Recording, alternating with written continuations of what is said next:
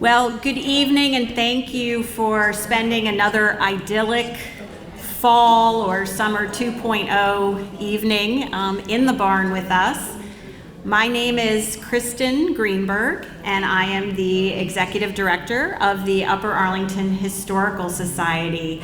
And our society's mission includes education, to engagement with the community, and curation of historically significant stories. And we're doing all three tonight. So let's talk about who will be speaking tonight. In addition to me, we're so fortunate to have two of Upper Arlington's former mayors on our board, Brendan King and Don Leach. And it's actually the three of us that got together and said, what part of city government's history do we want to talk about? And it's trash. So that's the origin story here. And we're also very welcoming with her Katy Rees, who's a current city employee who's donating her time to us this evening to talk to us, wrap us up at the end about the current state of trash. So I'm going to start. I get to do the early years. And if you've been to presentations with me before, you know I like to set the stage a little bit. So we're talking about trash or garbage. We use these terms interchangeably. And we're going to be going over several decades. And this chart helps us understand that when we're talking about the earlier decades, we aren't talking about a lot of things that we throw in the trash.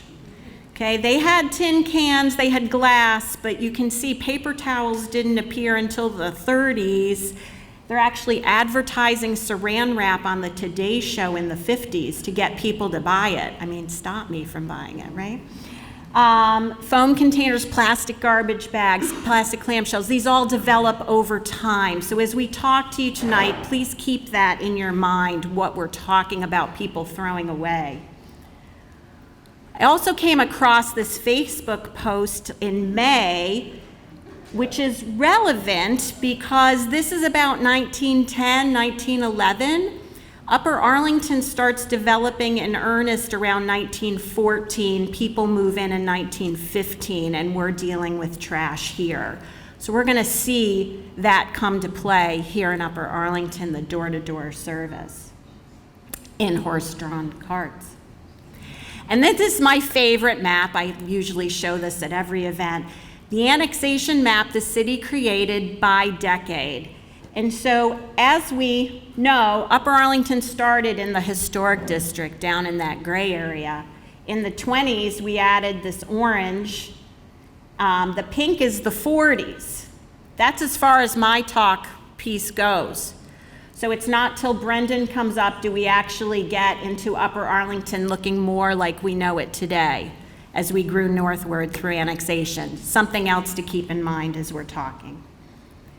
So let's start. You're a UA resident in 1918. There's a monthly magazine called The Nor'Wester, and this is one of the ads that we see. How you're going to keep your garbage out of sight. So we get a closer look at it here. This is in 1920, a Nor'Wester ad. Something that's actually sunk in the ground. And notice the words, for every housewife. Obviously not the husband's job to take the trash out then. She's gonna step on the lid and pour that garbage right in, and it's sanitary and keeps the vermin away, okay? This is not in UA, this is an internet picture. I want to be honest here. But that's, if you see that ever in a yard, that's what it looks like from the top now. Okay? So that's how they're throwing the garbage away. 1923, we have records of our village council meetings, we'll call them. And so this is from 1923. And they're talking about the Upper Arlington Company charging the village for doing many things, including hauling and disposing of garbage. Who is the Upper Arlington Company?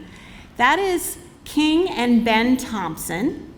They were the original developers of Upper Arlington. And their company basically was around to sell residential lots and to maintain the village. So that's why they have a vested interest in us having a nice community so they can sell their lots, and they're taking care of hauling garbage. Residents are not paying for that service, the village is paying for it. So that's 1923. This is a photo from the Columbus Metropolitan Library digital collection.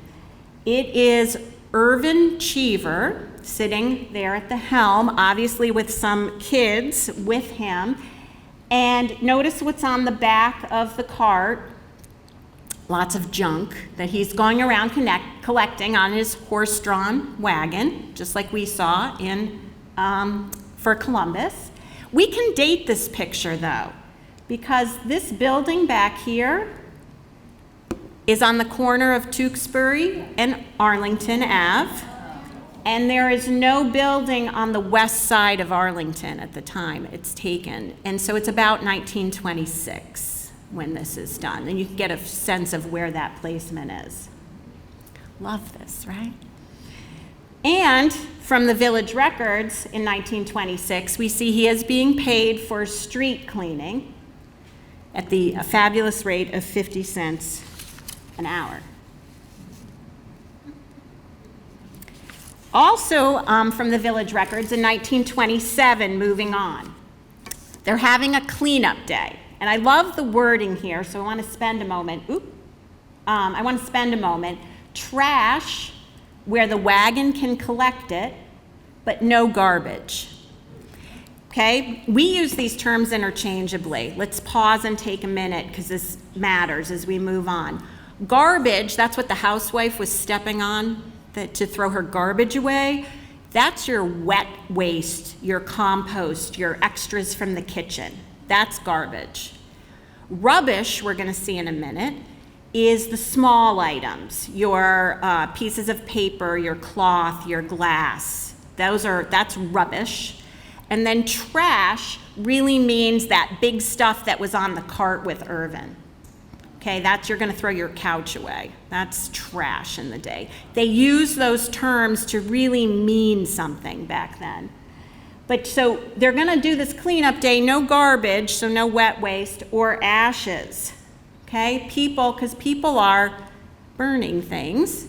In fact, in 1930, we have an ordinance, you must burn your rubbish. What could go wrong? Good thing in 1930 we get a fire department. That also comes along. So you have to burn it in an incinerator because the practice of dumping on vacant lots was deemed unsightly. Okay? There's a lot of vacant lots. They probably look attractive to get rid of your trash or rubbish or what have you. This is an ad from the Dispatch in 1930. A gas-fired automatic incinerator in your basement. Again, what could go wrong as you're throwing things in? And then this is also in 1930, how to care for your garbage retainer. And they're talking about some lovely chemicals you should be using to keep that fresh. So again, people are not paying for garbage, trash, rubbish removal at this point, but they're working. Right? They're working to get rid of their things. So that changes in 1933. We're going to have a direct charge now for your garbage pickup. Garbage. Why? Franklin County reduces taxes by 10%. I don't know why. It is the Depression. I'm not sure what causes that. But it creates a deficit here in Upper Arlington. We're not getting that tax money in. And so they decide that they're going to bill residents.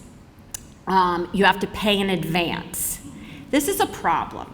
People don't pay, and then they get their garbage collection cut off. And then it accumulates. Poor Mrs. Knowles, a real person in 1934, she didn't pay for a while. And when she did pay, she wanted the city to collect all the garbage she had accumulated. And I love this, the city said, no, we're only gonna collect the fresh garbage. The garbage that had accumulated for that past week, that's all they're taking. Otherwise, it's up to you to get rid of it. Okay, so trying to get people to pay for this service. What happens with the garbage that they collect, that the city collects? it's food for hogs. Poor Mr. Holden in 1936 fed his hogs our garbage, and 7 of them died. And he went to the city and he said, "You owe me money for my hogs." And they found that someone had put poison in with the garbage. So there was an ordinance passed that you can't have any foreign objects, residue, or anything in with the garbage because it is fed to hogs. Okay? Little different than today. I'm going to blast ahead now about 11, 12 years to 1947.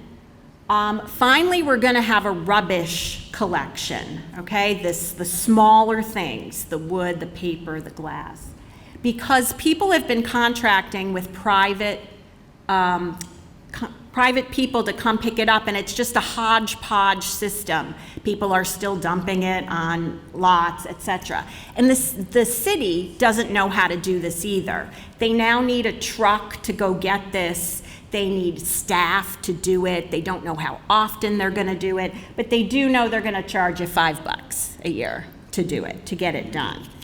So once they collect the rubbish, they have to decide where that's going, right? Hogs aren't going to eat it. So what's happening? Marble Cliff Quarry, $1 a year, and we have space where we can dump our rubbish. So maybe when you're over on quarry trails, you're walking on, old rubbish. Who knows? You could not, rubbish service was once a month, and you could not put garbage in the rubbish. Okay? So you're following me. That's great. So what's happening with burning and dumping on lots? Well, in 1947, there's a couple complaints about people burning now their rubbish, that the smell is offensive. We're getting to have more residents. This is becoming less of a thing. And then anyone here live near Brixton Road? No? That comes up in 1947. People are obviously going to Brixton Road and just dumping stuff. Not that, this is an internet picture, but you get the idea. They're dumping. So, we have, in 1947, a rule come out. The rubbish is going to be placed 25 feet from the rear of your driveway, not more than. So you can set this stuff at the rear of your driveway. It sets us up as an expectation for what comes next. You do not have to drag these things to the curb. Okay? There are about half the households sign up for the service, and the crew was 2 people in order to collect the rubbish once a month. Now, remember I said I only get to about Zollinger Road in 1947. That's all there is in UA. So this is north, the area north of Upper Arlington. There's homes there, and they're having the same issue. They don't have anywhere to put this stuff either. So there's a nice ask in 1951 if they could also dump in our Marble Cliff Quarry area. And I put it in as an example because it shows when we annex these lands and they come into the city, then they get our city services. There is some incentive for them to be annexed and then benefit from some of the systems that we have set up. And my time has come to an end, and so it's time for Brendan. Thank you. I'm pressing the blades. This one, Cool. and then that is What is the that? pointer. Oh, I don't need that. All right, well done, Kristin. And good evening, thanks for attending. As Kristin said, I'm Brendan King. I'm gonna talk about our beloved trucksters. I want to begin by taking you back to 1963, a pivotal year in the history of public service here in Upper Arlington, in the beginning of what I call, or will refer to as, the golden age of trash pickup, right? 1963 is the year the city introduced the trucksters, or buggies, a major innovation in how trash was collected. Before the trucksters came along, trash pickup in Upper Arlington was literally back-breaking work. From 1960 to 1963, trash collectors would walk from house to house, collecting heavy metal cans from outside the residents' garages and carrying the cans to the packer trucks dumping them, and then returning the cans back to the garage. On average, each collector would get 280 to 300 houses daily, no matter the weather, which computed to 19 miles on average. As you can imagine, this took a toll on the workers. The 18-month period between January of 1962 and July of 1963, the city recorded 38 sanitation worker injuries, many of them serious, and most of them caused by carrying and lifting overloaded containers. Well, all that changed after Labor Day of 1963. So, on Tuesday, September 3rd, 1963, 62 years ago this month, a fleet of 8 new trucksters began trash pickup service in Upper Arlington. So these beloved compact vehicles were designed to relieve the physical burden on the workers, improve efficiency, and maybe most importantly, reduce injuries. Instead of walking those umpteen miles and carrying and lifting dozens of heavy cans by hand, the workers now had the help of a motorized vehicle, allowing them to reach now 600 homes per day, double the previous rate. The new system, as many of you know, worked like this. Trucksters would drive up directly to each home's garage, where trash was either set out or just inside the garage for pickup. They'd pick up the trash, dump it in the truckster. As their truckster got full, they'd take it to the packer truck, unload it, and then go back and get more for more houses. This two-step system was faster, safer, and more cost-effective. At the time the trucksters were implemented, the city staff estimated the new system would save at least $20,000 per year, reduce the number of personnel needed, and greatly cut down on that injury risk. But there came challenges with this as well, so the city issued clear guidelines. First, use as many containers as you need, but don't overload them.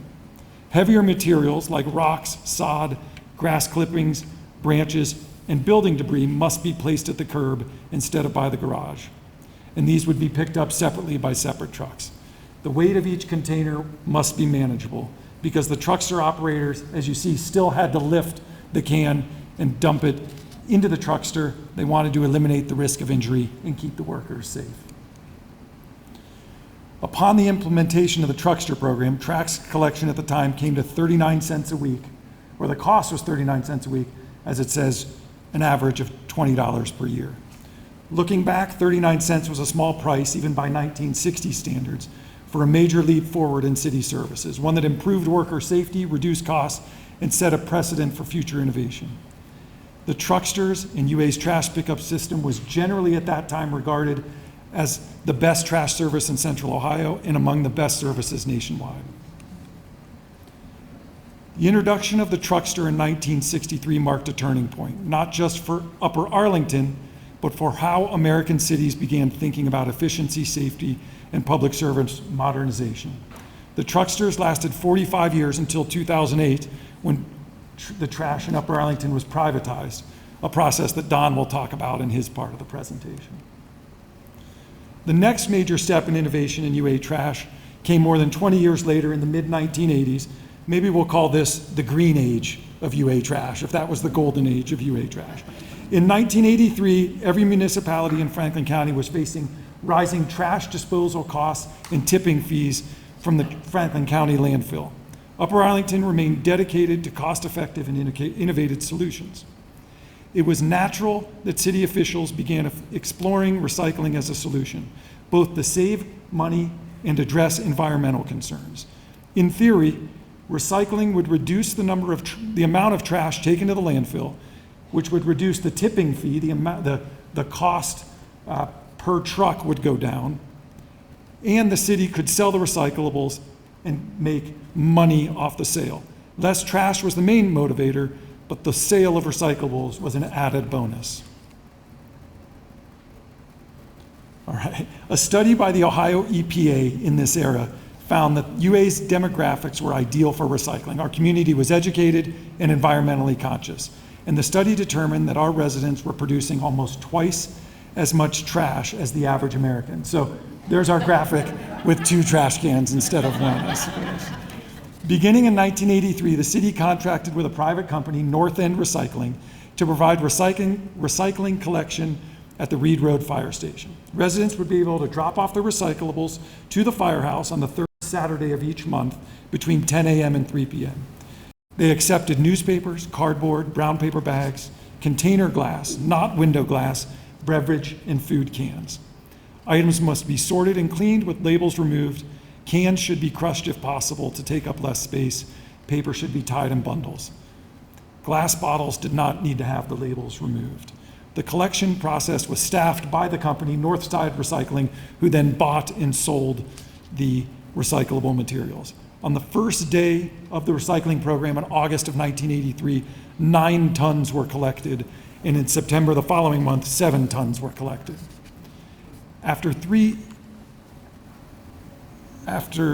years of implementation of the drop-off program, Less Than Scientific September 1986 UA News article shed some light on local attitudes regarding a city-sponsored recycling program. Reporters interviewed 22 residents, that's why I say less than scientific, right? Outside of the Tremont Library. Only 4 said they probably wouldn't participate. Most were willing to sort bottles, cans, and newspapers. The majority preferred weekly pickup and did not distinguish between garage or curb pickup.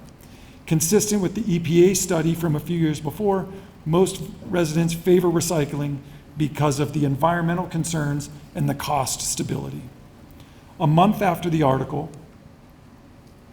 the existing recycling program, which began in 1983, so now we're in 1986, was expanded to 2 weekends a month, and the volume received correspondingly doubled. To guide the program's growth and possible expansion, the city formed a recycling advisory committee made up of volunteers. The committee was tasked with studying successful programs in other cities and considering an incentive program for participants.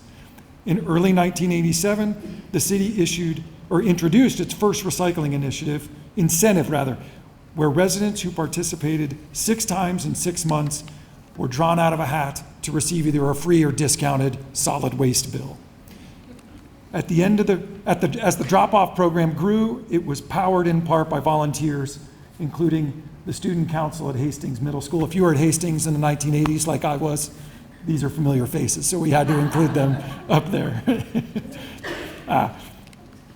In January of 1988, a voluntary curbside newspaper program was launched, beginning the first curbside recycling program in Central Ohio. An existing trash truck was retrofitted for collection. City staff would accept just newspapers, no glossy papers or magazines, and once collected, the papers were sold for $20 to $30 per ton, avoiding the $12 ton disposal cost for a double net positive to the city. Less trash subject to the landfill tipping fee, and we're making a few bucks on the sale of the newspapers. In the first month, UA collected 75 tons of newspapers between curbside and drop-off, which generated a modest net benefit of $2,400. All right. Later in the same year, December of 1988, the city applied for and received a $60,000 grant from the Ohio Department of Natural Resources. That was to fund a recycling expansion program. The grant was a product of Upper Arlington's already innovative recycling program and a testament to the city's commitment to continuing recycling. This helped grow the program to include aluminum and glass.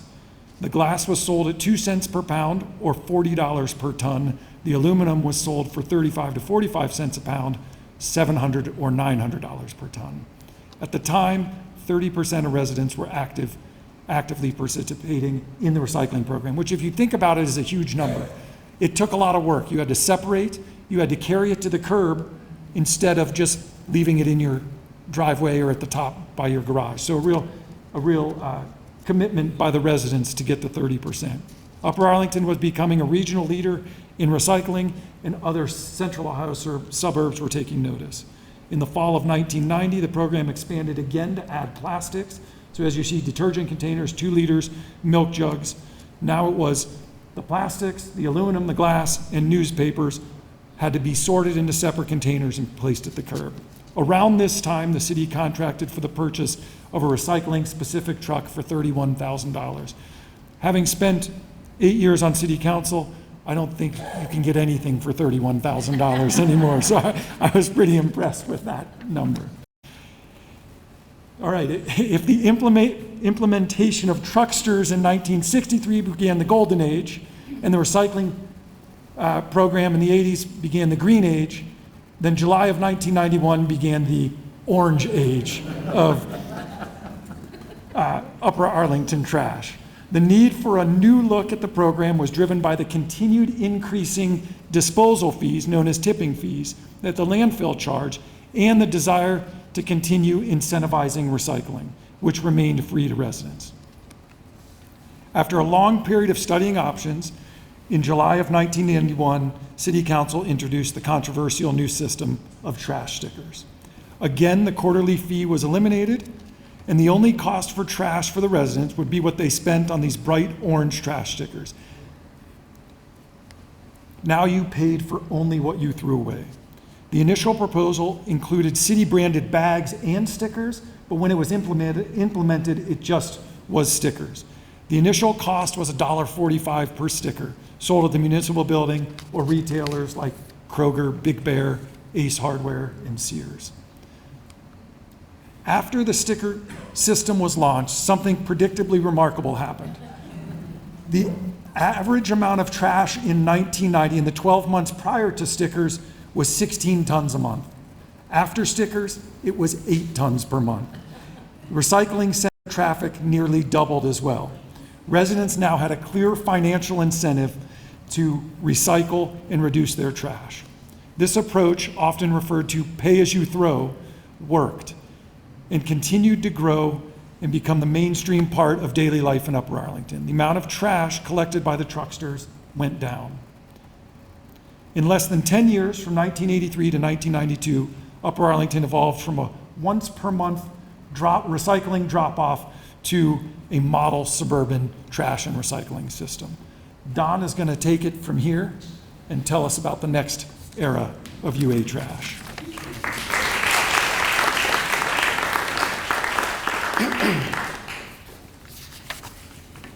Good evening, everyone. It's my pleasure to be here today, and my job, as Brendan alluded to, is to take us to the next step, which involved doing away with the beloved buggies, taking trash to the street, but keeping the stickers and keeping free recycling.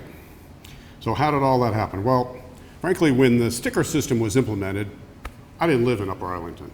But I remember, Brendan alluded to it very politely, he said it was controversial. Now, is that an understatement? People who were around then? It was controversial when the stickers were implemented, right? So, stickers, I heard about it. We lived in Worthington at the time. We moved to Upper Arlington and maybe 2 or 3 years later, and it significantly impacted our trash practices because we used to put out 2 cans at least. We had 2 young children. We got that down to 1 can because, heck, we're paying stickers for this now, which was the whole idea, right? It worked. But fast forward, 2005, I ran for city council, was elected. I take my seat in early 2006, and the staff says, it's time for us to look at waste, garbage. And I'm thinking, see, it seemed like that was controversial back when I wasn't here. I'm not sure I like this idea. And 2, this really wasn't a campaign issue, and it's not very sexy. I'm like, yeah, you gotta deliver trash, you gotta pick up trash, you gotta pick up leaves, and you gotta plow the streets, right? But trash was not on my horizon, as I recall. But anyway, so why was the staff saying it's time to pick up trash? This is a reassurance to the community in 2008 that we cared about picking up trash and providing good service. But I'm now back in 2006. So it was, the question I posed here is, was it too successful or is it a changing world? And the answer to that is yes. The program was very successful. UA, as Brendan alluded to, was a leader in recycling. Refuse collection was down, a great goal, right? But the cost to provide the service kept increasing, and UA and Grandview were the only suburbs that still had their own system. Maybe an indication that the other suburbs were kind of thinking, maybe this isn't such a great business to be in. So we were the only ones left. Sticker price in 2006 and 7 was $3.10, so it had gone up in 15 years from $1.45 to $3.10, and the city was projecting that over the next couple of years it would go up significantly more if we stayed with that program. And when you compared Upper Arlington typical household costs to other suburban communities, we were way ahead. I mean, we were 46% more expensive than Hilliard, 32% more expensive than Bexley.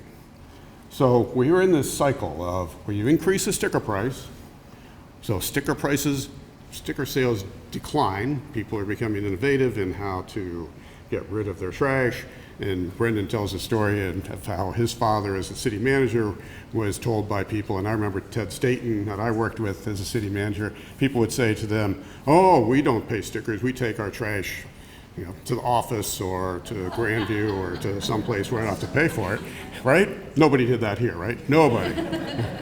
And the city managers, and we were saying, that's great, we don't want your trash, right? So that was fine. But anyway, sticker sales would decrease, less revenue. In the meantime, recycling revenue, which was taken care of in this sticker fee, revenue from recycling was volatile, but mostly going down. And like everything else, operating costs were increasing. So we began an assessment. It took a 2-year assessment. It was led by staff, assisted by a resident advisory group that the staff had identified as appropriate people to help. And the goals, not anything that is particularly controversial there. Want good service, control costs. To council, it was important that the communities be informed, that they be involved, that we don't have any surprises. We wanted people to know what was going on and play a role in the decision-making process. But we needed to try to fix and stabilize the costs. So we actually had something of an innovative approach in the city. I don't know that I get credit for this, but a concerted effort for public input. This kind of thing happens pretty commonly now. It was not that common in the mid-2000s. Had 3 sets of 3 public meetings to talk about it, talk about alternatives. And I will tell you, because I went to a couple of them, I didn't want to go to all of them as a council member, because then you're like, I'm overbearing, I'm trying to control the process or whatever. But nobody was there. I mean, very few people were there. It was well advertised. We were disappointed in the attendance. But we did talk about it at least a dozen times at council meetings. It was very high profile. The issue was very high profile at community events like Labor Day Arts Festival. At that time, the chamber had Taste of UA. The city had booths to talk about all this issue. And then, of course, there's emails and phone calls. And very importantly is the 2006 community survey. Every year or so, the city sends out a survey on a random basis to residents. And it was a prominent part of the questions asked in that survey. And anybody can answer that survey. It's just that there is a, to make it a valid survey, there's a random sampling to which the survey was sent. So public feedback, high level of service, sticker purchases. People were realizing sticker purchasers were subsidizing the recyclers. People loved the pay-as-you-throw system, right? This is an evolution over time. It's a matter of great community pride. People, Columbus at that point had rolled out its containers, and people didn't want the containers. Columbus, that system was not something that most people in Upper Arlington were interested in. And then, interestingly, there was this increasing acceptance of privatizing to the extent people understood that. But 60% of the people answering the survey said that they would be happy taking their trash to the curb if it helped to control costs. So we had that basic information then, and we presented with 3 options in 2007. Maintain the current approach, which would mean that significant sticker price increase, and that cycle going to go on and on and on. Could phase in automated service, which was part of what the Citizen Task Force had recommended, but it had very high startup costs, and the city just didn't have the money. It was estimated it would cost $4 million to go to that system, and at the time, if you'll recall, that in that era, Kingsdale was just beginning to come back. Commercial development had not yet been revitalized along Lane Avenue. All of council candidates in the city effort was largely focused on how can we bring more commercial property and income to the city. We didn't have the income tax that was part of my second term on council, and we raised the income. The voters approved raising the income tax. So frankly, this is an aside here, but I am really jealous of council members now. It's like, we never had any money when I was on council, and it's a whole lot more fun to spend money than to try to make ends meet, but I digress. So high startup costs, or privatize and work with private contractors to see what could work.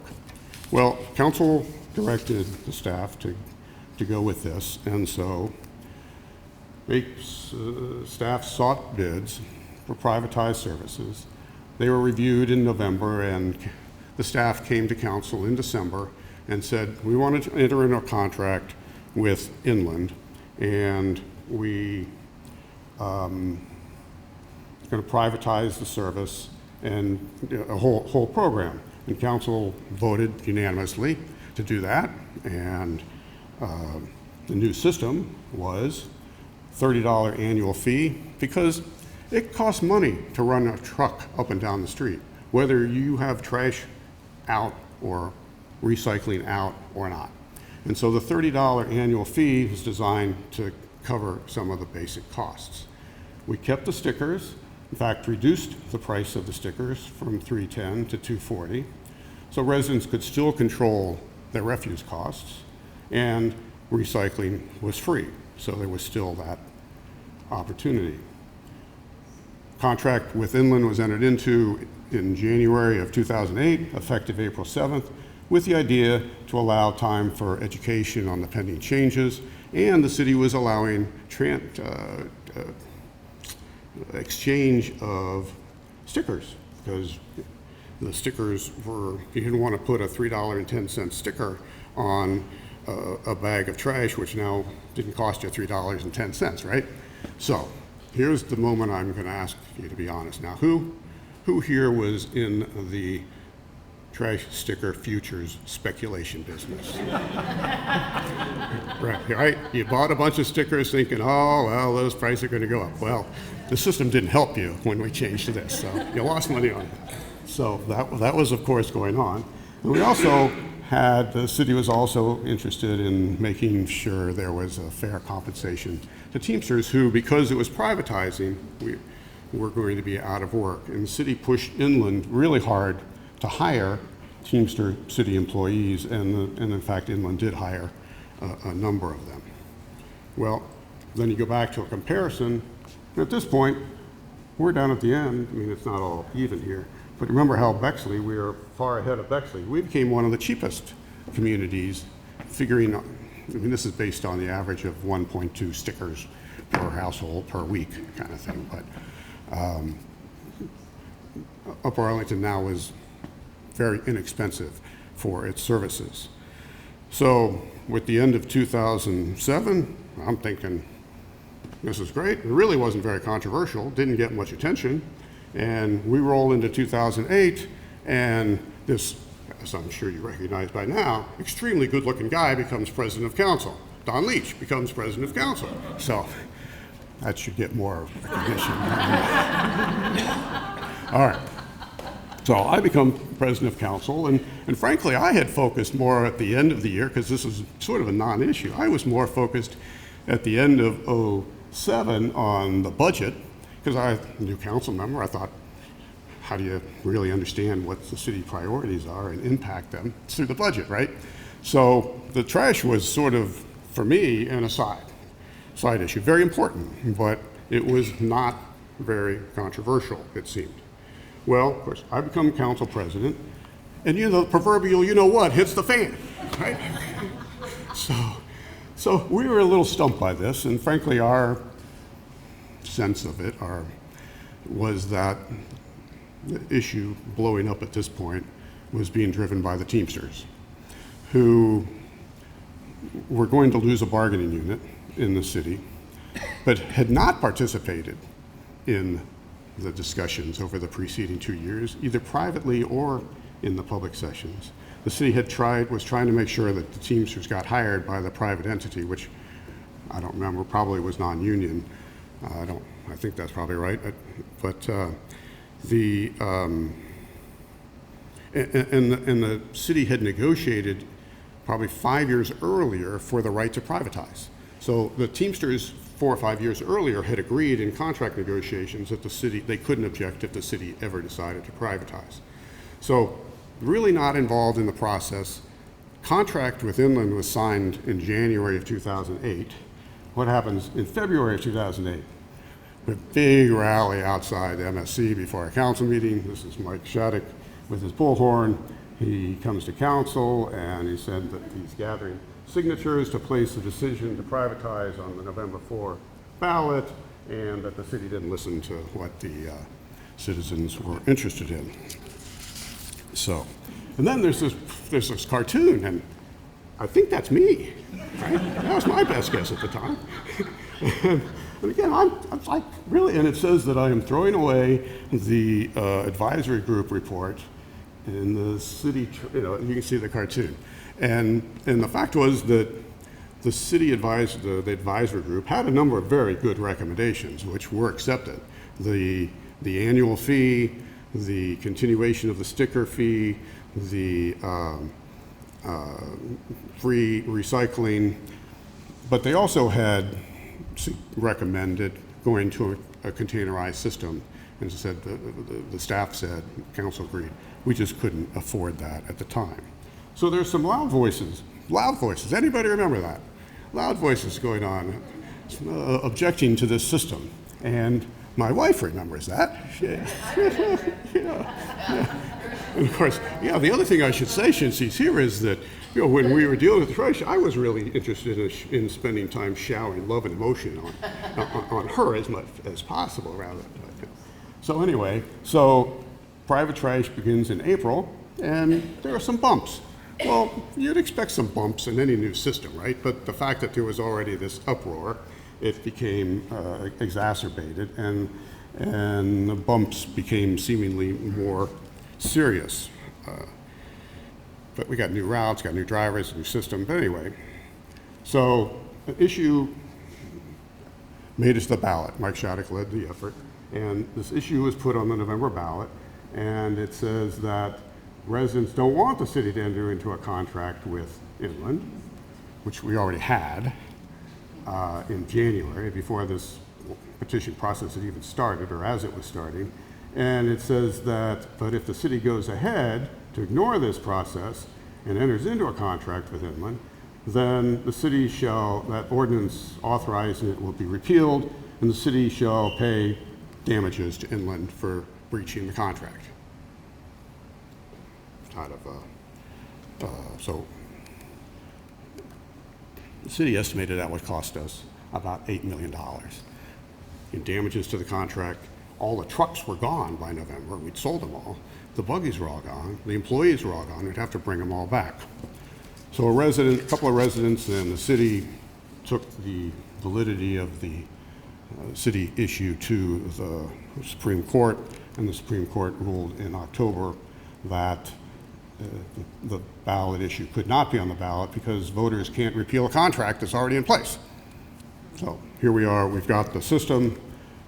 The reality of the new approach was that, and this is calls by the end of 2008, the first year, had really gone to a level below, at least no more than the level of calls for missed service or complaints about service, very comparable to the old approach. Costs for the city had become fixed now. Inland bore all the costs except for tipping fees and recycling costs. Gas is then paid for. Payroll was a huge issue in this process because, interestingly, municipalities have, if you were in a business, you probably had multiple rates in workers' comp for your different employees in different responsibilities.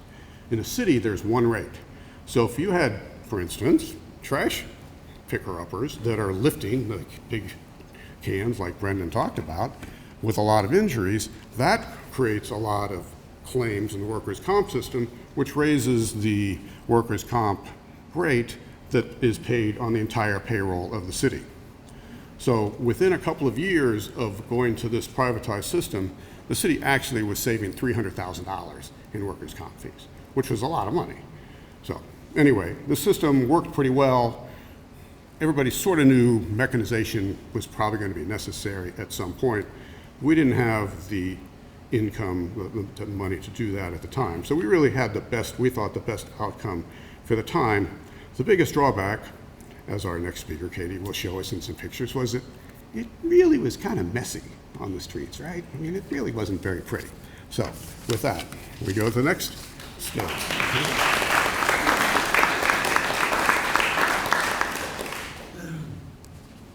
Wait, I'm the wrong one. All right, hi, I'm Katy, Rees. I'm with the city's Public Service Department, and I oversee our trash program as it is today. But I'll pick up from where Don left us, right? So we had Inland, which then later became Republic Services. Republic took over the contract for them. Continued with our curbside collection for just about 10 years, so through the beginning of 2018. We went on business as usual, trash, yard waste, bulk items, everything was picked up at the curb. Those items required stickers. The sticker price at some point became $2.90, and the semi-annual fee was $40 a year, or was $40 until I think the last maybe 2 years, 2016, 2017, it went up to $64. But as Don was saying, there were no standardized containers, so that was one of the things that came out of their community involvement, was that people didn't want to see the big, ugly containers like Columbus had. And so that turned into people kind of doing whatever they wanted out at the curb, right? So not very pretty. It gets the job done, but over time, it kind of turned into this. So you've got lots of stuff here out at the curb that looks like all trash. The one with the Nike box, that might be a recycling bin, but if it doesn't have a sticker on it, I think that's what they assumed, is that it was supposed to be recycling. Here's some trash that's out at the curb. I don't see any stickers on this, so I would assume that this is trash since it's in black trash bags, but there's no stickers, so it's not gonna get picked up. So it's gonna sit there until somebody puts a sticker on it. Well, if you don't have stickers and it's your trash day, and you don't have time to run to the grocery store to pick up a sticker, you just throw a couple bucks in the envelope and tape it to your trash can, which doesn't, technically, sure, but that doesn't work. So we got inventive with ways to do this. This is recycling at the curb for pickup. So as you can tell, it just, the wheels kind of fell off on this, and it got a little ridiculous. One of the other things I think that kind of got lost on some of this, right, is that because trash required a sticker and recycling was free, everything became recycling. So this is an example of someone recycling out at the curb, right? This is wet, gross saran wrap or whatever that is. I mean, there's a McDonald's bag at the bottom. No, I would say that not much of this is actually recyclable, right? And I would also point out that the laundry basket at the top, that's not out for trash. That's what they were using to set their trash out in. So that is their receptacle. So that stays at the curb. That'll go back out next week again. So with that being said, right, so now the trash fund, so everything that we pay this out of, it's an enterprise fund, right? So it is supposed to be self-sustaining. So the sale of the stickers and recycling, the profits from recycling is what is supposed to sustain this fund to keep us operating. As Don alluded to, the profit or the sale of recycling is changing all the time. So it's a commodity-based process, right? So it's whatever that commodity is worth when they go to process it, is what the money that you're getting back for it, or that you're ultimately paying for that. So If everything is recyclable, right, now we've got no stickers and we've got no money. Here's an example of, and this only goes back to my chart only shows 2015, but I think we were in the $0 contract for a few years. So we had all of our recycling goes to the Rumpke facility. We had a contract with them for many years where they just took our recycling. And we did it for free. So the contract was for $0 a ton. We could just drop it off and they processed it. So we just gave it to them and there was no money transaction. Well, then in 2016, as commodity prices are going all over the place, Rumpke is running a business, right? So now they have to start charging us. So now we're in a contract where we pay them $20 a ton for them just to take our recycling. So, which is very different from them paying us to take it, right? So now we're giving them money to take it. And then so since 2017, we're in a commodity-based formula with them. So they will pay us up to $20 a ton for recycling based on the commodity prices. So if like PET is is getting a lot of money that month, or if cardboard is high, right? That kind of helps fluctuate, or it helps with when glass is very expensive to recycle. So it fluctuates month to month, but here's where we kind of averaged. So we will pay as much as our contract now is $35 a ton. We will pay as much as $35 a ton for them to take it. But you can see where it goes down. We will also profit up to $20 a ton if the prices are good. So that's where we are now. We haven't paid that 35 in a few years, and we've been kind of back on the upswing of like getting paid at least a little bit for it over the last few months.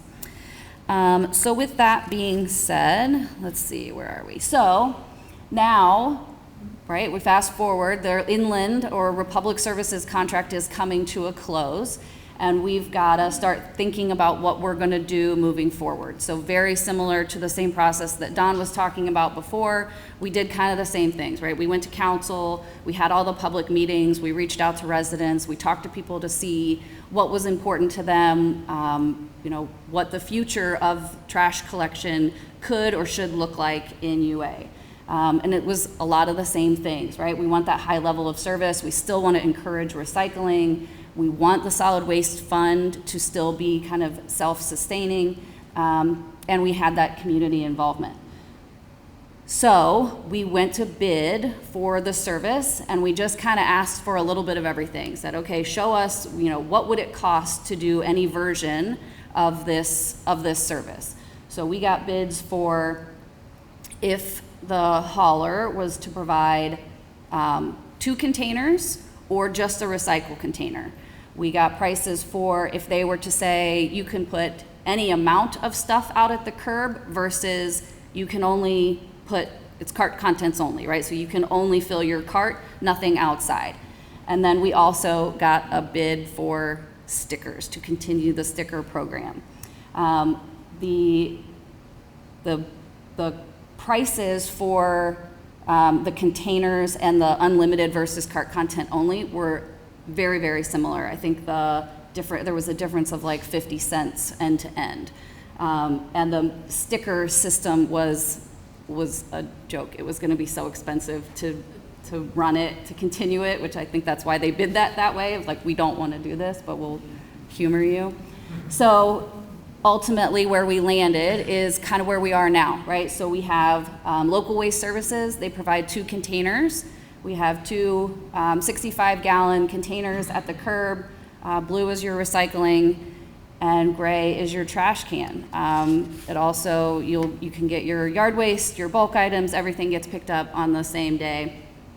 And one thing that came out of that was that we had all those kind of conversations with people about what's important to you, what do you want this to look like? And one of the things that we heard a lot from people was that recycling was still very important to them, and they wanted to see kind of some more ways to continue to recycle because curbside recycling, as we all know, is limited to whatever Rumpke can take, whatever Rumpke can process in their facility. There's lots of stuff that can be recycled or can be repurposed. You just can't put it in your blue bin. So one example of that is our food waste program, right? So that was the first thing that we started, because we heard from a lot of people that they were kind of interested in what can we do, how can we explore food waste collection. So we started in 2019 with a couple of bins. We had 2 here and we had 2 at the municipal building. They were picked up every other week for maybe a year or 2, and we still have those containers. Now we have, I don't know how many we have here, 3 or 4. We had 6 at the MSC, and there's a total of 17, and we have another one at Fancyburg Park. They are picked up now twice a week, and I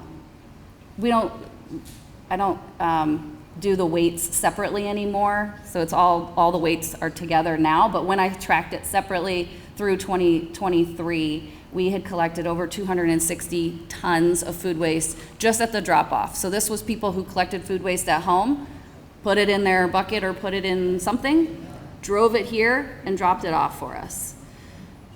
That was so popular and people were so interested in it that we thought, what's another way to make it, how can we make this even easier, right? So we got a grant from the USDA and we started a curbside program. So we started with just 100 households.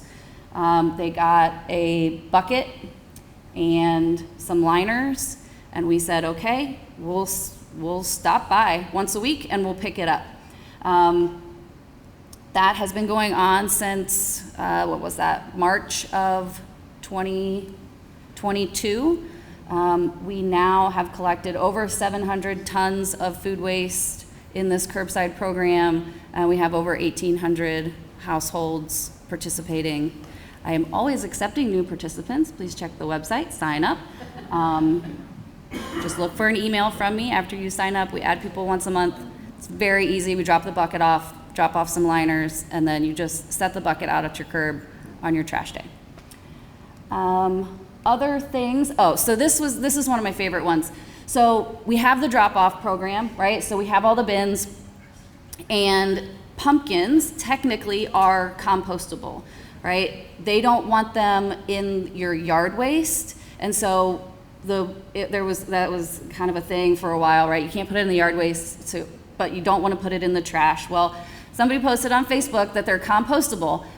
This was back when the bins were only emptied once every 2 weeks. So this was probably like day 4 of them being here, and they just got filled with pumpkins. So I had to go with my hands and dig all of these pumpkins out so that over the next 2 weeks, people still had a place to put their food waste, right? Because now the bins are full and nobody's got anything. So anyway, our new idea was, I said, okay, we'll put some of the big, I went to Giant Eagle and I said, give me some of those boxes when you're done, right? So we put a couple of those big boxes out and they were full. So I said, okay, we parked a couple of the big pickup trucks out.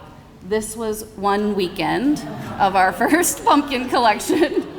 It was just comical. So now we collect them in 20-yard dumpsters. We go through 6 of these a season. We were the first community to do the pumpkin drop-off. So the first year we got like 50 tons of pumpkins. I'm like, okay, we just collected all the pumpkins for Franklin County. Next year, everybody else is gonna have a program, and so the numbers will go down. They did not. We still average about 50 tons of pumpkins every year.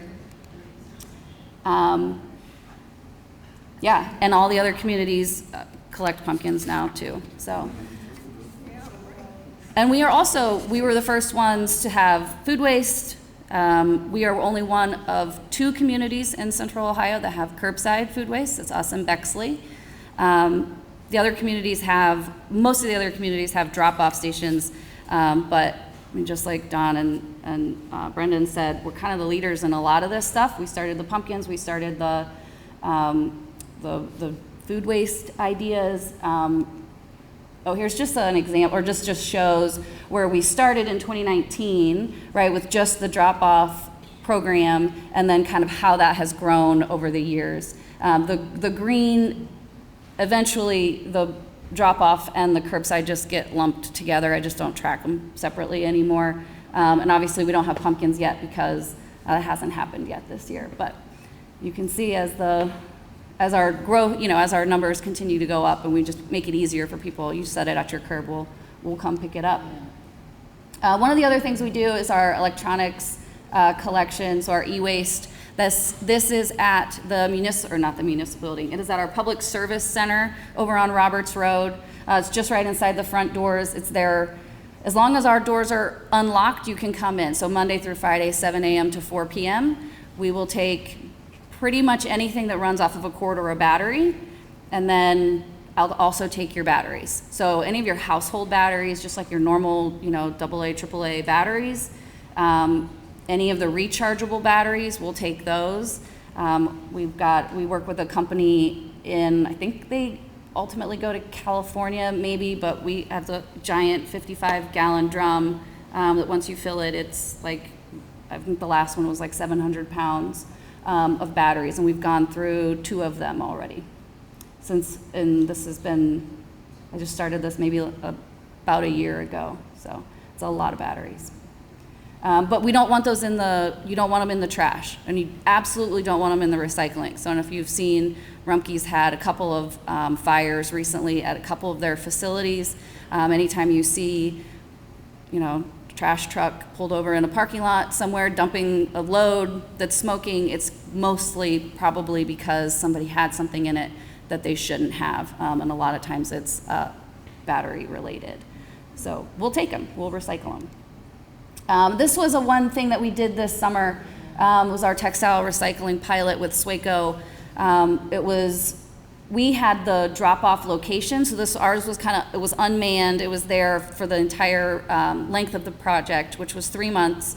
OSU, Goodwill, Bexley, Westerville, I'm sure there was more that I'm forgetting.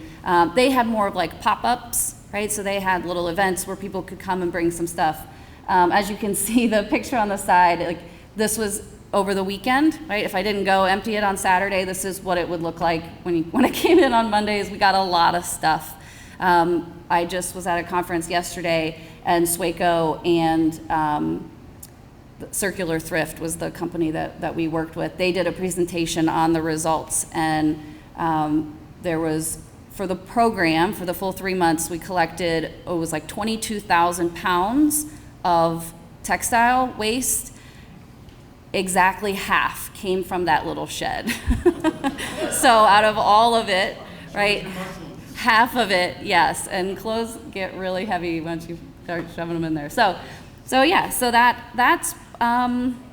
that's pretty much it. The other thing we do that I don't have a picture of is our the election sign recycling. So we'll have some bins out after election season this year too. And thank you for listening and for coming out tonight. We appreciate you. Thanks.